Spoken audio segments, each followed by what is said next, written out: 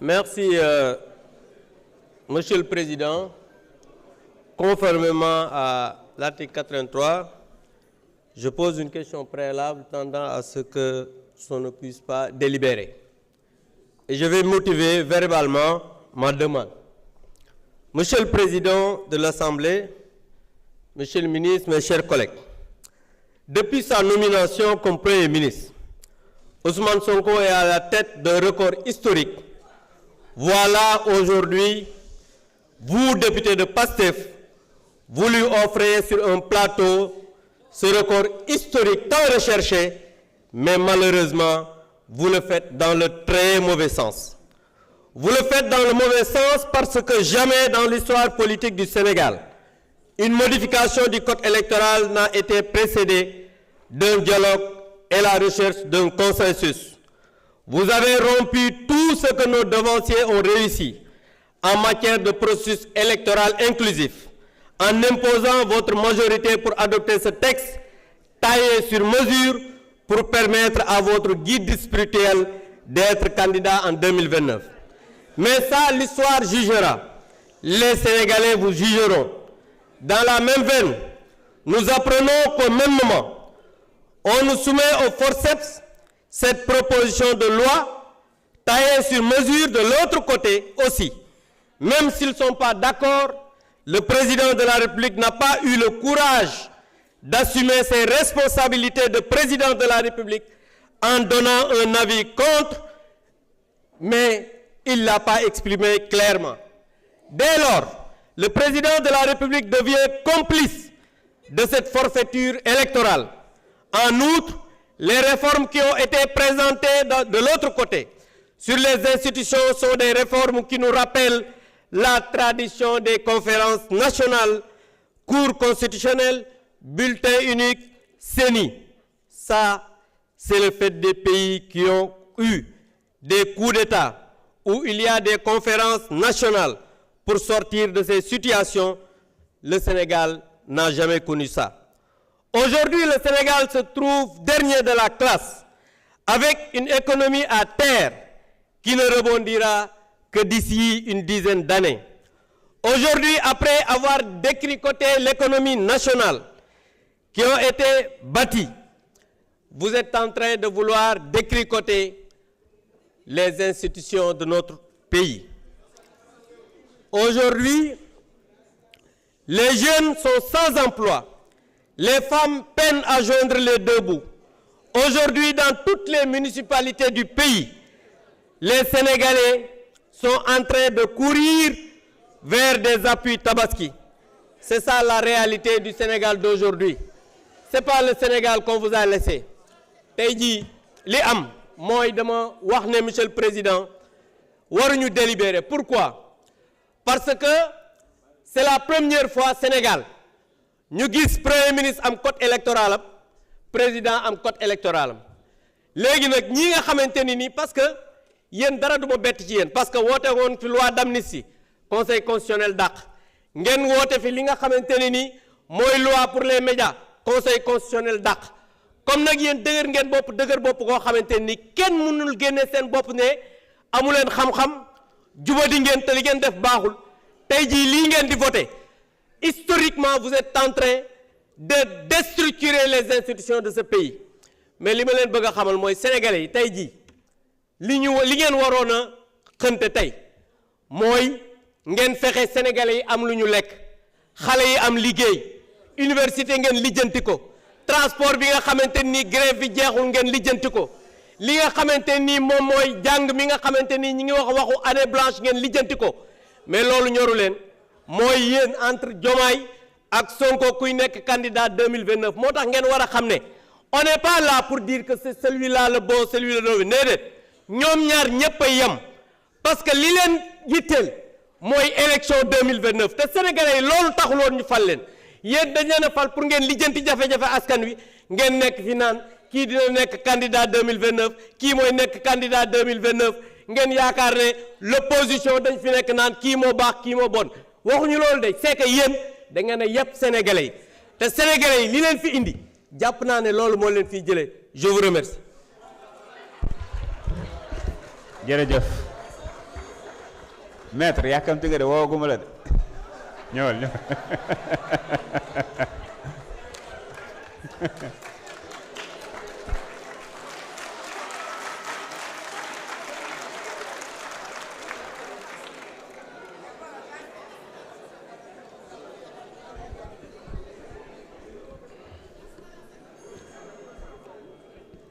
Monsieur le Président, très rapidement,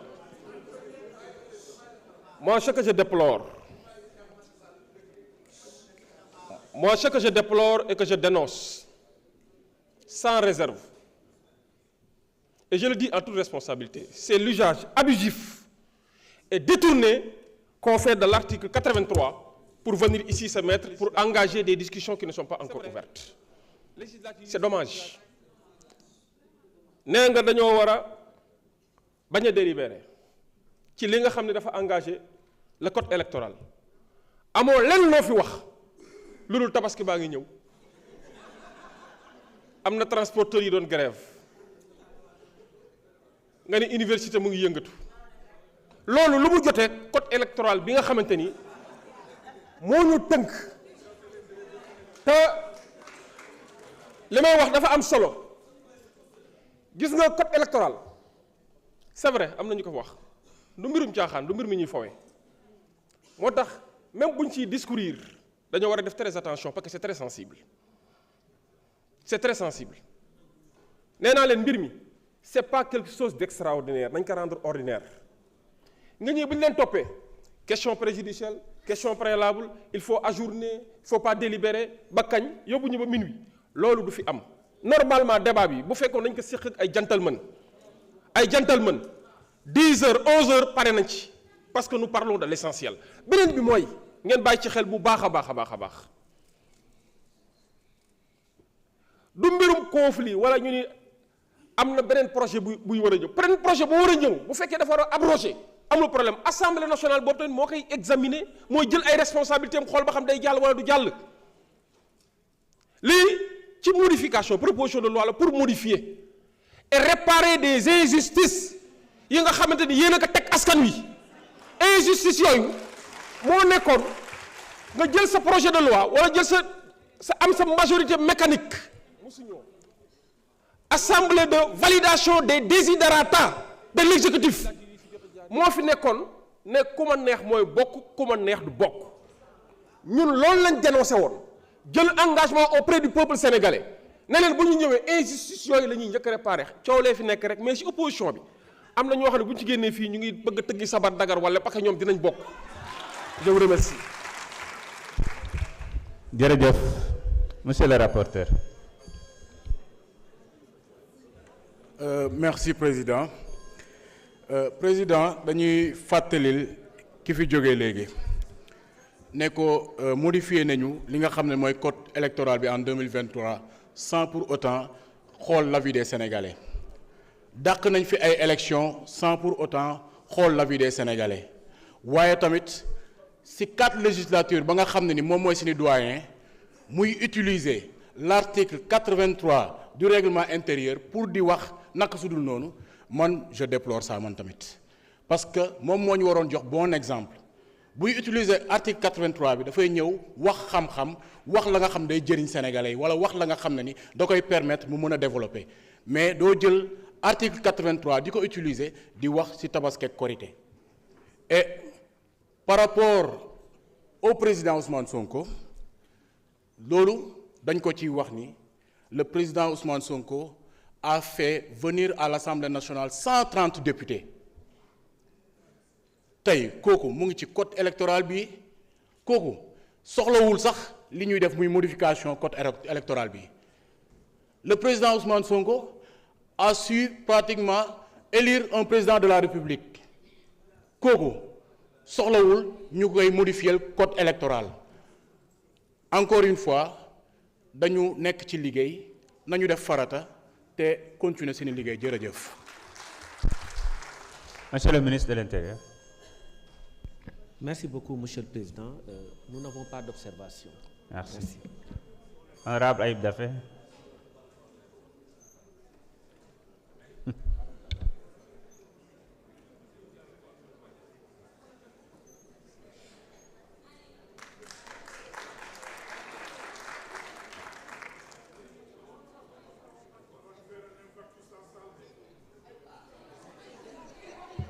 Voilà. Merci beaucoup, Président. Je pense que on a assisté, en tout cas, à un détournement de la procédure parce qu'il a évoqué une question préalable, mais tout le monde a compris qu'il n'a posé ici aucune question qui mérite, en tout cas, qu'on puisse arrêter de délibérer. Parce que tout ce qu'il a évoqué n'a rien à voir avec la modification du code électoral, n'a rien à voir avec la procédure également qu'on a enclenchée. Donc, dama bëgg ne sama collègue lu mu fi ñëw wax naan question préalable naan tey waruñoo daje dañu war a dàq débat bi dañu war a dàq séance bi waxu fi dara loo xam ne jote na ak séance bi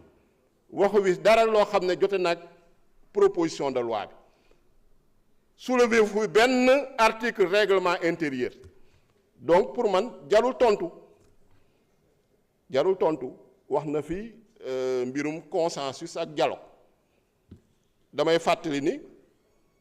ñun demoon nañu dialogue assise sur la justice ñoo ngi fa woon mais ñoom dañoo boycotté woon damuñu woon donc ku damul dialogue looy laajee consensus ñu ñëwaat 2025 ñu ne dialogue national sur le système politique ñu delluwaat dialogue pendant une semaine ñoom ñu lànk ne damuñu dialogue dañoo boycotté waat donc kuy boycotté looy laaj consensus doy na waar da ngay xam loo bëgg soit nga ñëw dialoguer pour wut consensus soit nga toog ne damuma mais mënoo laaj consensus donc il ne faut pas être contradictoire il faut pas que ñuy nax sénégalais yi jamono ju ñuy war a dialoguer nañ ko am nañ fa ay consensus am nañ fa ay points de désaccord ci consensus yooyu président de la république loolu la engagé wu woon ni consensus yépp dina leen mettre en œuvre mooy point de désaccord ya ñun lii bokk na ci ñu jël suñu responsabilité également en tant que majorité ñëw indi leen proposition de loi assemblée nationale bi tamit cadre de dialogue la cadre de débat démocratique la parce que kenn tere fi kenn wax sa xalaat mais kenn mënuñoo imposer nii ñun dañuy renoncer à loo xam ne constitution bi moo ñu ko may article 80 initiative législative règlement intérieur bee ñu ko may sénégalais yi ñoo ñu mandaté à travers le suffrage universel direct ne dañ ciy renoncer parce que dañu war a wut consensus ak ñoo xam ne bëgguñoo dialoguer nañu waxante dëgg waaw yéen groupe parlementaire boo xam ne bu ngeen yor seen biir sax dialogué wu leen parce que loolu du dialogue waa PDS ñëw nañu waa APR ñëwuñu donc yéen seen biir sax mënoo leen am consensus seen biir groupe parlementaire si wàllum dialogue ngeen bëgg a laaj consensus ñeneen ñi donc nañu bàyyi caaxaan ñu continuer liggéey bi yaakaar naa ni sénégalais yi ñoo ngi ñuy xaar si yeneen urgence lii vraiment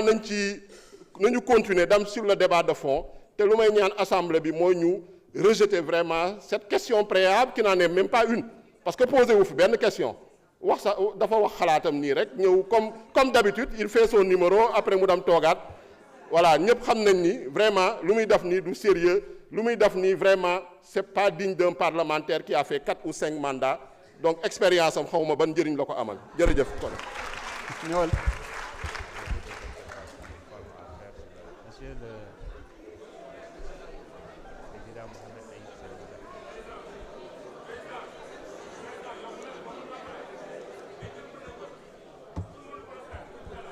Ah, vous pouvez le faire.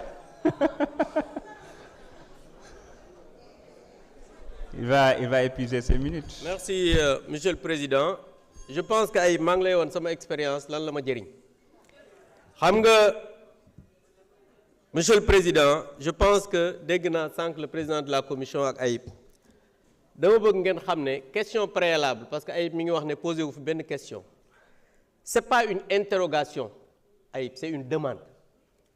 ça c'est un. Deuxièmement on a dit que ci article 83 Monsieur le Président dañ ne après la lecture du rapport un député par groupe parlementaire, un député non inscrit peuvent poser une question préalable tendant à décider qu'il n'y a pas lieu d'ajourner. Ils peuvent motiver verbalement leur demande. Mais c'est ce que j'ai fait. Ce que j'ai lu, j'ai fait non seulement une demande, mais j'ai motivé verbalement sama demande noppil yow amoo la wax. Donc juste pour dire, Monsieur le Président, que boo nekkee un avocat, je l'ai dit un jour, di ko tooñ sax ne il n'a jamais gagné de procès, mais je me suis trompé, il paraît mus na gagné benn procès à Mbour. Donc pour wax ne monsieur le ministre man dama jàpp ne boo gisee ma motiver verbalement mooy sénégalais yi jamono ji jàpp naa ne suñu falee un régime bi dañuy xaar ci ñoom ñu indi ay solution ñu régler ay problème jafe-jafe yi nga xam ne sénégalais yi ñi ngi koy dund ñu mën ko lijjanti dund gu metti gi nga xamante ne nii li ko indi mooy l'économie qu'ils ont déstructurée ñu lijjanti ko li nga xamante ne nii le premier ministre barki Dembo Ndiaye ñëpp gis nañ muy def benn poste naan dañoo Cosmos énergie xaw ma dañoo retiré alors que c'est totalement faux. Manque de partenaires stratégiques moo tax ñëpp xam ne ñoo ñu retiré wu amul benn renégociation. Mais Monsieur le Président, on est obligé de revenir sur ça. Monsieur le Président de l'Assemblée, je vais terminer par vous. Parce que, sans ko wax naa ko, il paraît que vous étiez ci comité de relecture. Monsieur le Président de l'Assemblée, vous êtes vous êtes l'arbitre du jeu politique. Vous devez vous élever, mais pas être avec des fonctionnaires pour faire une relecture. Vous devez attendre ici que les projets et propositions de loi soient transmis à l'Assemblée pour nga dugg ci. Parce que dès que vous entrez dans des comités de relecture, vous devenez un homme de clan, un homme de camp et vous n'avez pas ce droit. Donc je voudrais dire ici que lii nga xam ne moom la ñu indil tey et je l'ai dit sànq du lenn lu dul lenn kese moo leen tax a jóg mooy ay élections 2029. Alors qu'au moment où wax naa ko léegi l'économie est totalement déstructurée et ce Sénégal qu'on vous a laissé n'est pas ce Sénégal bi tey nga xam ne mooy le dernier de la classe. Parce que suñu demee ba Sénégal Burkina Mali Malawi dëkk yi nga xam ne seen croissance moo gënoon tuuti tey jii ñëpp raw nañ Sénégal. Mais à cause de quoi? À cause de votre incompétence, à cause de votre incompétence chronique. Non seulement wax naa ko léegi amu leen xam-xam amu leen projet jubadi ngeen mun leen a liggéey te amul dara loo xamante ni yéen a ngi koy def pour que Sénégal mën a jëm ci kanam. Je vous remercie.